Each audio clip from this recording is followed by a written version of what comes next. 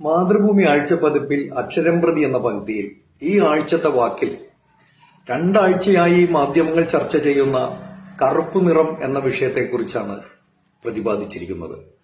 മഹാപുരാണങ്ങളായ മഹാഭാരതത്തിൽ മുഖ്യ കഥാപാത്രമായ ദ്രുപദപുത്രിയുടെ പേർ കൃഷ്ണ എന്നാണ്.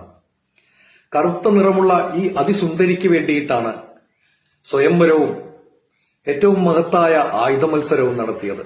അന്നത്തെ ഏറ്റവും പ്രഗത്ഭരായ യുവരാജാക്കന്മാർ അതിൽ പങ്കെടുക്കുകയും വില്ലാളി വീരനായ അർജുനൻ അതിൽ വിജയിക്കുകയും കൃഷ്ണയെ സ്വന്തമാക്കുകയും ചെയ്തു. അക്കാലത്ത് കൃഷ്ണയ്ക്ക് തുല്യമായി മറ്റു സുന്ദരികൾ ഉണ്ടായിരുന്നില്ല. കൃഷ്ണയുടെ സുഹൃത്തും വഴികാട്ടിയും the friend philosopher and the guide ആയ യുഗപുരുഷനായ കൃഷ്ണനും ശ്യാമസുന്ദരനായ കാർവർണനായിരുന്നു.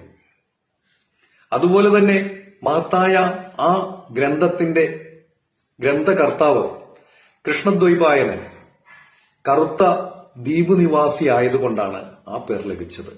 പിന്നീടാണ് അദ്ദേഹത്തിന് വേദവ്യാസൻ എന്ന പേര് ലഭിച്ചത്. ഇപ്രകാരം പുരാണങ്ങളിൽ എത്ര മനോഹരമായാണ് കറുപ്പ് നിറത്തെ സ്വീകരിച്ചിരിക്കുന്നത്, ആരാധിച്ചിരിക്കുന്നത്.